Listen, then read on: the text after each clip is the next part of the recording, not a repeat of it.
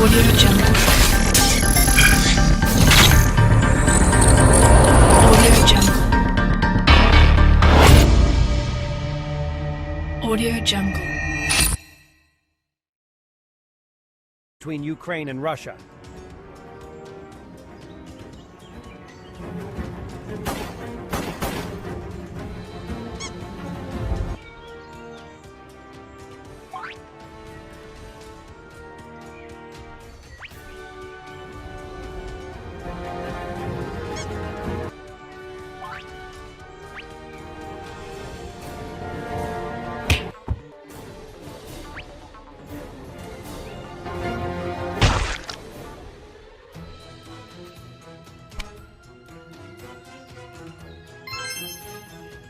Abrimos el informativo en Colombia. Su presidente Gustavo Petro ya está siendo investigado por el Congreso de los Diputados, en concreto por la Comisión de Investigación y Acusaciones de la Cámara de Representantes.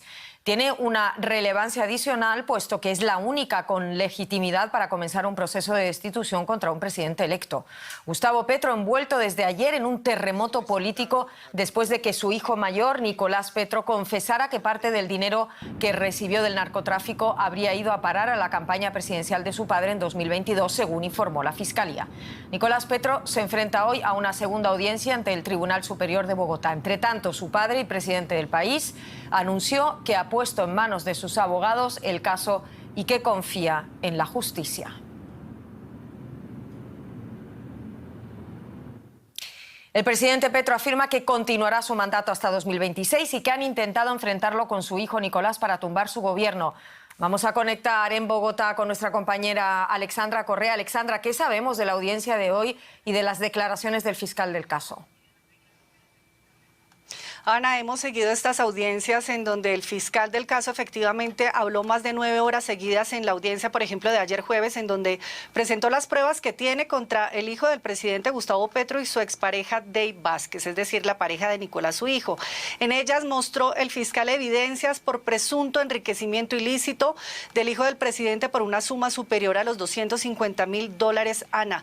Hoy continúa esa audiencia en donde además la fiscalía pidió al juez casa por cárcel para ambos imputados como medida de aseguramiento proporcional por los delitos, repito, de enriquecimiento ilícito como servidor público, porque Nicolás Petro era diputado del Atlántico, por lavado de activos y por violación a datos personales por parte de la señora Dey Vázquez, su expareja.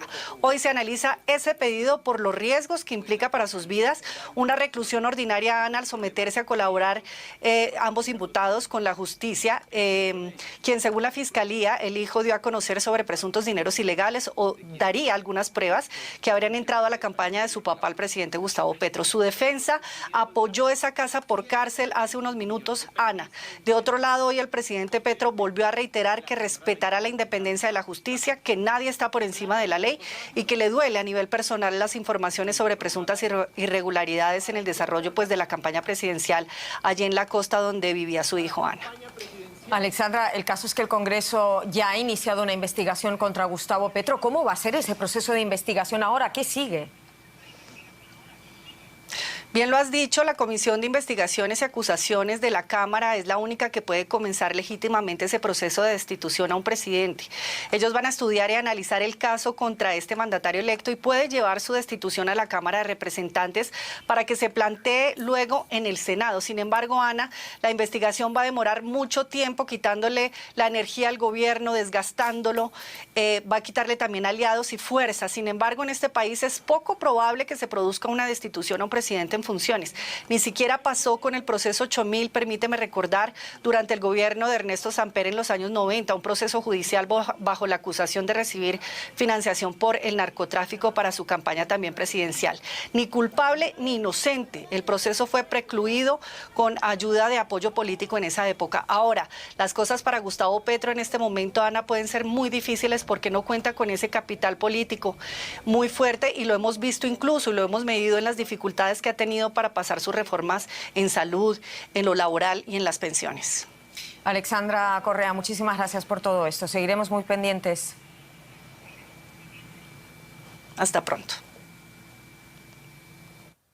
El caso es que la financiación electoral ha sido un tema de problemas recurrentes en Colombia. Seguimos hablando de posibles repercusiones para el gobierno de Gustavo Petro. Lo hacemos con Sandra Borda, es profesora de Ciencia Política de la Universidad de los Andes en Bogotá. Señora Borda, ¿qué impacto tiene este escándalo para el gobierno y para el propio Petro, teniendo en cuenta que no lo está denunciando alguien de la oposición, sino que lo denuncia su propio hijo? Sí, yo creo que sin duda este es un golpe, por lo menos y por ahora, de naturaleza política contra el gobierno y no sabemos después cómo se vaya a convertir en materia judicial. Por ahora el gobierno acaba de terminar o de iniciar con un año en el que ha tenido muchas dificultades para lograr construir una coalición de gobierno en el Congreso. Estaba muy debilitado, la coalición se desbarató recientemente y ahora con este escándalo que se suma a un escándalo anterior que involucraba a su secretaria privada en el Palacio de Nariño y su mano derecha, creo que está sumando paulatinamente, digamos, una cantidad de puntos para producir una gran debilidad frente a las otras fuerzas políticas del país. Hace muy poco el partido Cambio Radical, uno de los partidos que tiene mayor cantidad de congresistas, dijo que se iba a declarar en oposición y hoy el Partido Verde, un partido que hacía parte de la coalición de gobierno, también está anunciando una reunión para tomar la decisión de salir de la coalición de gobierno. Si a eso uno le suma que tenemos elecciones locales en octubre y que son elecciones que parecen también apuntar al hecho de que al gobierno y a su fuerza política no le va a ir muy bien, creo que el resultado va a ser que ya para terminar este año el gobierno va a estar en muchísimas dificultades para sacar adelante el paquete de reformas tan grande que tenía previsto.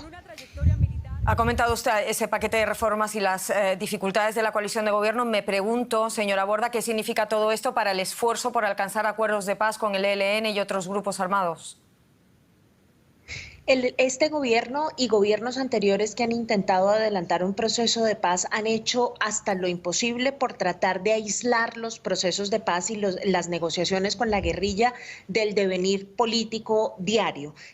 Parte de lo que está tratando de hacer el gobierno hasta este momento es justamente enviar el mensaje de que quiere que la mesa de negociaciones con el ELN y los otros procesos de sometimiento a la justicia con otros grupos ilegales no sean tocados por este tipo de escándalos. Sin embargo, creo que eso es muy difícil. Es muy ingenuo tal vez esperar que grupos como el ELN, grupos guerrilleros y organizaciones criminales no empiecen a oler un poco la debilidad del gobierno y que eso se traduzca en que traten de sacar muchísimas más prebendas del proceso de negociación en el que se encuentran y pongan al gobierno en una situación mucho más difícil. Brevemente, y me gustaría volver a todo lo que se ha revelado y ha salido a la luz y a esta tormenta política. ¿Cree que se pone en duda la legitimidad de la elección del presidente Petro luego de estas revelaciones de su hijo? Yo creo que eso es demasiado pronto para decir que ese es el caso. Lo que corresponde ahora es permitirle a la Fiscalía y al Poder Judicial que adelanten el proceso de investigación, que quede claro, el hijo del presidente no ha presentado aún las pruebas que tiene que soportan las declaraciones que dio el día de ayer. Hay que ver qué tan fehacientes, qué tan claras y contundentes son esas pruebas y creo que esa es una discusión que tiene que darse un poco después cuando el proceso judicial esté más avanzado. No adelantemos pues acontecimientos. El mensaje de Sandra Borda en Bogotá. Muchísimas gracias por todo esto, señora Borda. Un saludo. Un saludo. Si no puedes aportar económicamente al canal, suscríbete, comenta y comparte. Esto ayudará mucho a seguir informando.